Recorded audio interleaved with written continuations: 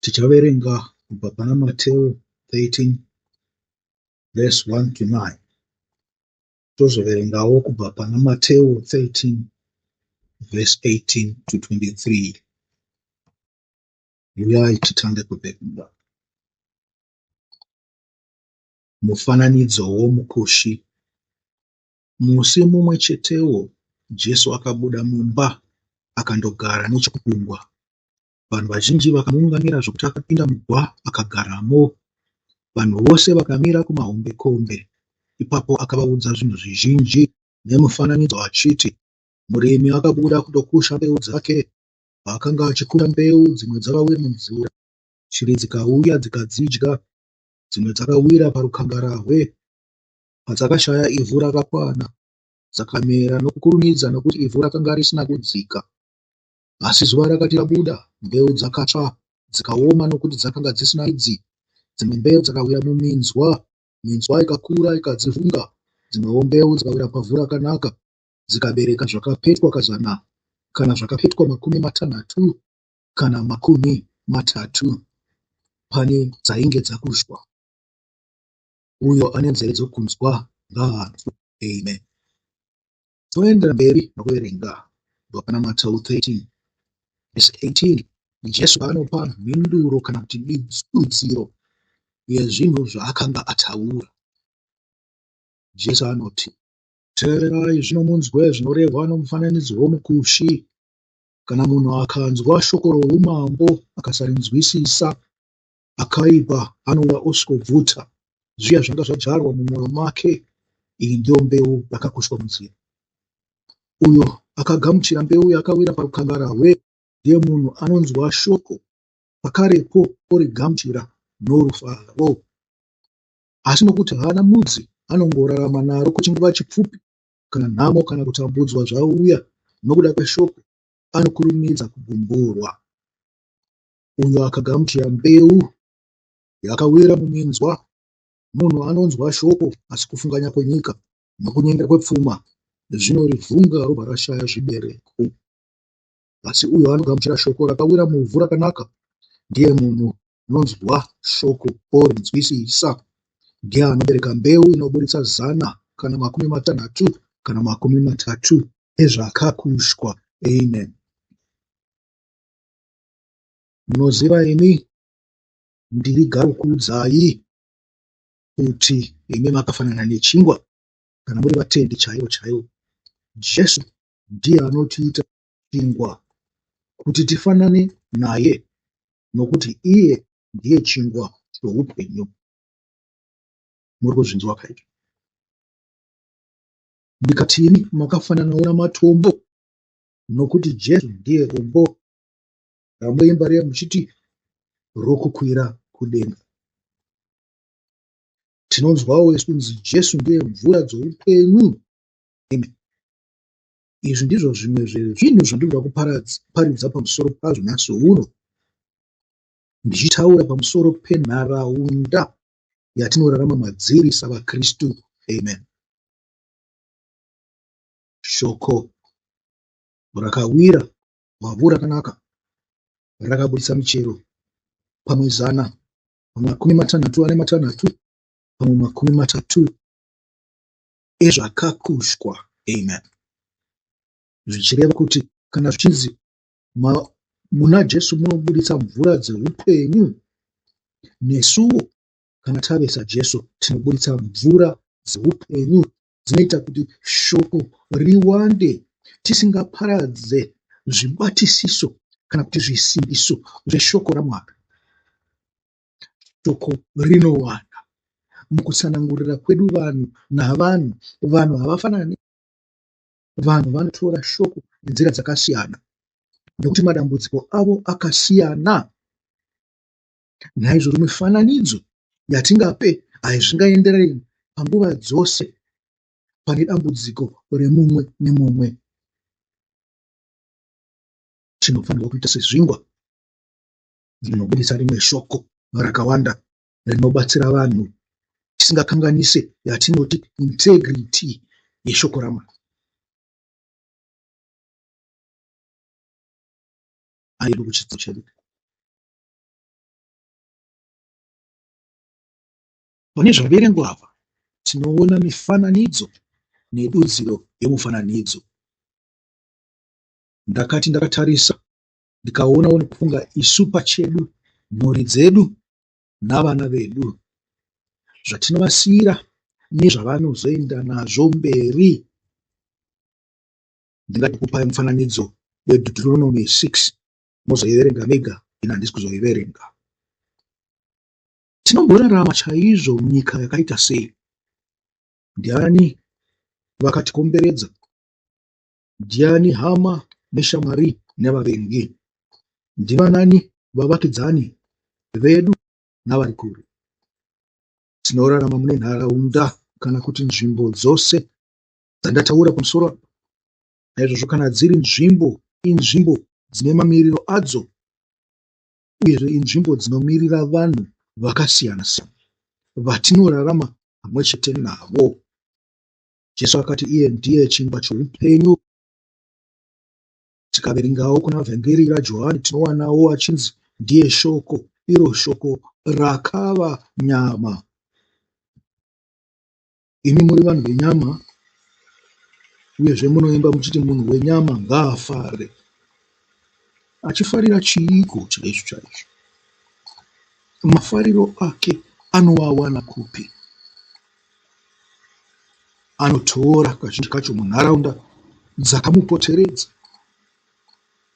kana asiri kutora pane zvinenge zvabva kuna Mwari, kune umambo hwambotaurwa. Jesu anoti maari munoyerera mvura dzoupenyu. Isiwo tinoimba chiti Jesu ndiye dombo rokukwera kudenga, Jesu ndiye dombo rokukwera kudenga, Jesu ndiye dombo rokukwera kudenga. Ndarwana dombo rokukwera kudenga, ndarwana dombo rokukwera kudenga, ndarwana dombo rokukwera kudenga.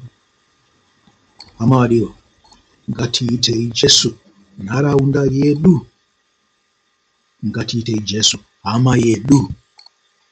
Tadarozvo isu tava kuziva zvatiri, nekuti isu savaKristu takafanana naye, kana kuti tinofanirwa kunge takafanana naye. Chiitei chidokwaira chekuti tive saiye. Amen. Tiriwo chingwa, tiriwo dombo, tinobuditsawo mvura, tiriwo shoko. Asi inzwai, takafanira kuva saiye, asi haizvo zvatiri, zvichireva kuti tiri kutoredzera panharaunda dzatiri. Jesu ndiye watinokoshesa, Jesu ndiye watinoda kuva saiye, uyezve ndiye watinorumbidza, ndiye watinoti Mwari wakaburuka kubva kudenga akava pakati pedu. Tingaedza, asi hatikwanise kusvika pachinano chaari kana kuita sezvaari. Asi anoti kurudzira achiti kubikidza nemuranda wake Pauro, tiri temberi yemweya waMwari. Chatinoda mweya waMwari, mweya murevereri, mweya mutsvene. Anotiwo tinofanirwa kuva seimba yakavakirwa padombo, zvichireva kuti hatizununguke. Naizvozvo kana tiri imba yakavakirwa padombo, pakati pedzimwe dzimba dziri pajecha, nharaunda yakaipa, padzinokukurwa nezvinokukura zvinoitwa navanhu, isu tinoramba timire. Zvinhu zvose zvandataura kuti tinofanirwa kuve saiye, hatikwanise kuzviita kana tisina chimwe chinhu chakakosha zvikuru chinonzi shoko raMwari.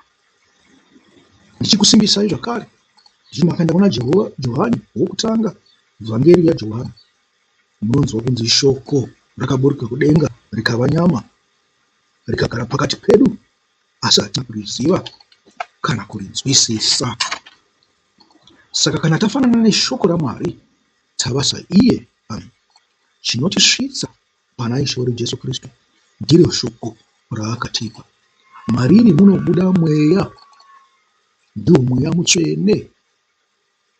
Mweya mutsvene tinofanirwa kuukumbirira kuna Baba, nekuti kana tine shoko chete iro pacharo harina kukwana, rinotoda mweya kuti tive nenzwisiso. Ndosaka tichinamata tichiti Mwari tipei nzwisiso zvatanga takupinda mushoko renyu. Nyange muchipinda mukereke munokumbira nzwisiso muchiti Mwari tibatsirei kunzwisisa zvinotaurwa nemuparidzi.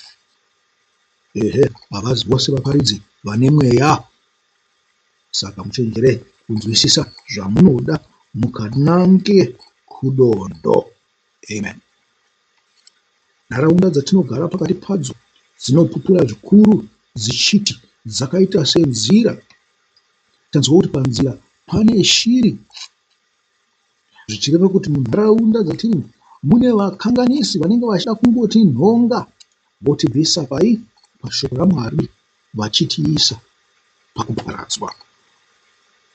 Vanenge vachida kuti titoredzere saivo, tive chinhu chimwe chete saivo, kuti tive sana chenzira. Amen.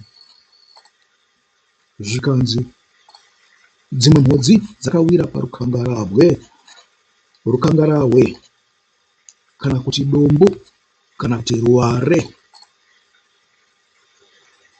Imi munoda kuvawo sana sadombo, asi apa tikunzwa kunzi dzakawira padombo, uyezve dombo rakaipa, nokuti dzakashayiwa ivhu rakanaka nomudzi wakasimba. Zvikanzi pakauya zuva dzikasvava. Pane nguva yekutambudzika, pane zvinouya zvinotikanganisa. Kana tisina kusimba mushoko raMwari, tisina kudzamisa midzi yedu mushoko raMwari, zvokwadi tinouna tikapepereswa nemhepo, taparara. Zvikanzi dzimwe dzakawira parukato. Nharaunda dzatinogarawo dzakaita serukato. Zvibingamupinyi zvinowandisa mukati menharaunda dzatinogara, zvinotikanganisa.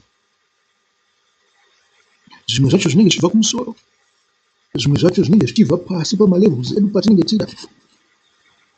Munokwanisa kuona nyika yose yakakanganiswa navari pamusoro, kuzoita zvimwe zvekuti dzimwe nguva vari pamusoro vanenge vachiita zvakanaka, asi pasi apo pana marara avanhu, pane zvibingamupinyi zviripo, kukwikwidzana, pane kukwikwidzana kuripo. Makaona nhingani chakati makuda kuvawo nacho, makaona nhingani chakati makuda kuva nacho. Asi munombotanga matarira here kuti shoko raMwari rinoti chii?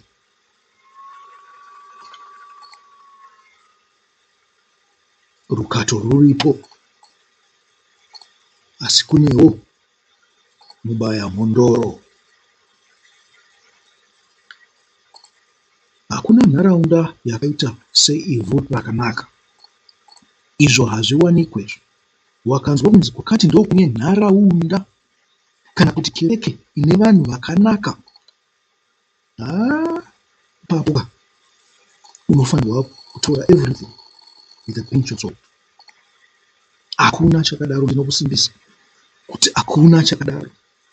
Zvingwarire muKristu. Kana watonzwa vanhu vakadaro, iwe ibva wati kwati neshoko raMwari, wotodzamisa kunamata kwako, uchiziva kuti kwawo kuenda uku kwakaoma. Ndiri kutaura kuti chii? Vanhu ava vanoita kunge vakanaka kunze, asi wakazoda kudzamisa vakaipisisa zvakanyanya, unokwanisa kubatwa mavari wakaparara usingazivi kuti waparara, uchitozvitiwo uri munhu unoenda kukereke. Ngwarirai nharaunda. Hakuna nharaunda yakanaka. Nyangwe nevakuru venyu vaikuudzai kuti hakuna mutunhu usina muroyo. Ngative sevanhu vakangwara vanoziva kuti nyika izere namatambudziko, zvikanganiso, zvibingamupinyi, zviedzo nezviyevedzo, zvose zvinotibvisa pakuda kwaMwari. Tichipinda kupi? Kuna taisireva. Tinorashikirwa nekorona yedenga, iyo yanga iri mumaoko edu. nokuti shoko tinaro chatinoda kukumbirira mweya mutsvene utipe nzwisiso nesimba kuti tikunde. Isa korona muruoko rwako kubudikidza nenzwisiso nezivo nokuda Mwari nokuita zvaanotaura. Iva neukama hwakasimba neshoko raMwari nemweya mutsvene waMwari. Mwari Baba samasimba vagova mubatsiri wako. Amen. Amen.